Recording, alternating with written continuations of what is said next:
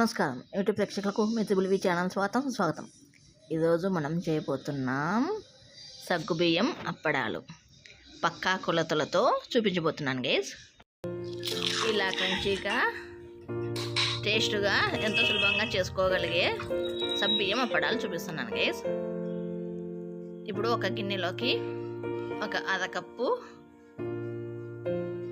సగ్గుబియ్యం తీసుకోవాలి. నేనైతే లావు సగ్గుబియ్యమే తీసుకుంటున్నాను గైస్.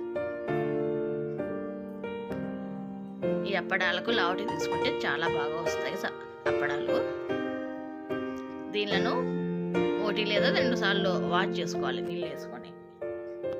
దీనిని బాగా కడుక్కోవాలి. ఇలా కడుక్కున్న తర్వాత దీంట్లోకి 2 గ్లాసుల నీళ్లు పోసుకొని నానబెట్టుకోవాలి. ఒక 2 గంటల సేపు నానబెట్టుకోవాలి. ఇప్పుడు ఉడకబెట్టుకోవడానికి 6 గ్లాసుల నీళ్లు తీసుకోవాలి మనం. ఇప్పుడు ఇలా మందపాటి గిన్నె, వెడల్పుగా మందంగా ఉండే గిన్నె తీసుకోవాలి. నేనైతే కుక్కర్ తీసుకుంటున్నాను. దీంట్లోకి మామూలుగా 1 కప్పు, మీరు గ్లాస్ అన్నా తీసుకోండి, కప్ అన్నా తీసుకోండి, ఏదన్నా తీసుకోండి. 1 కప్పు సగ్గు బియ్యానికి 8 గ్లాసుల నీళ్లు పడతాయి. దీంట్లోకి నేను రుచికి తగ్గట్టుగా సాల్ట్ కూడా వేసుకొని పెట్టుకుంటున్నాను గైస్.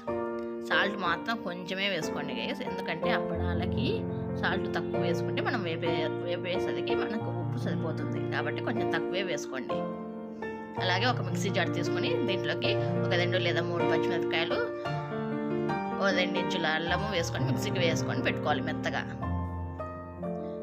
ఇప్పుడు ఈ మరుగుతున్న నీళ్ళల్లో నానబెట్టుకున్న సగ్గుబియ్యం వేసుకొని బాగా కలుపుకోవాలి. ఈ సగ్గు బియ్యం వేసినప్పటి నుంచి మనం లో ఫ్లేమ్లోనే దీనిని కలుపుతూ ఉండాలి. హై ఫ్లేము పనికిరాదు. హై ఫ్లేమ్లో పెట్టుకుంటే మనకు వెనకమ్మడే అడుగంటేస్తుంది, కాబట్టి లో ఫ్లేమ్లో పెట్టుకొని దీనిని తిప్పుతూ ఉండాలి.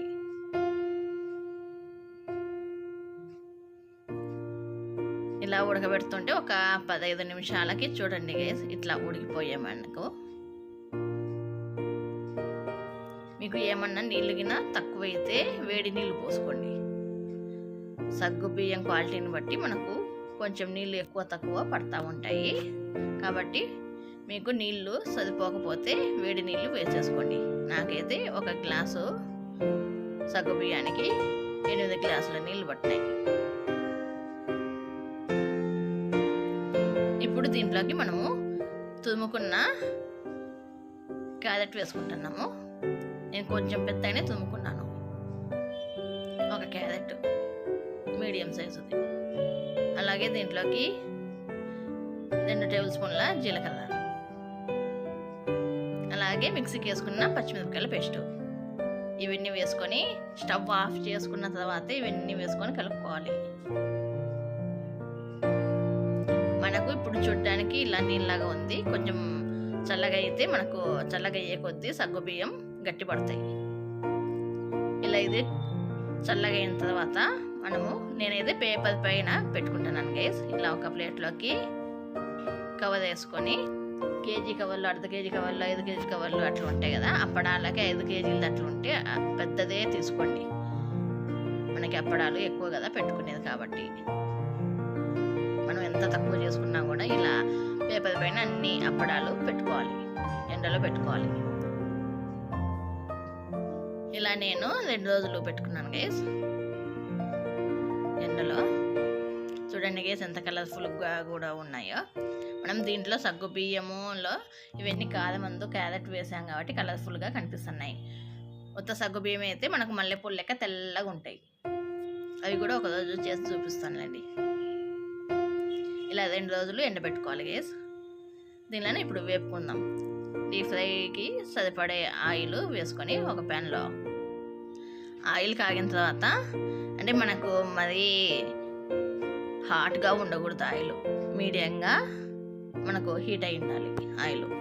ఇలా హీట్ అయిన తర్వాత మనము ఇలా సగ్గుబియ్యం అప్పడాలు ఒక్కొక్కటి వేసుకొని, లేదంటే మీకు 2-3 అయినా కూడా వేసుకోవచ్చు. ఇలా వేసుకొని 2 వైపులా బాగా కాల్చుకోవాలి. ఇలా అన్ని అప్పడాలను వేపుకోవాలి మనము.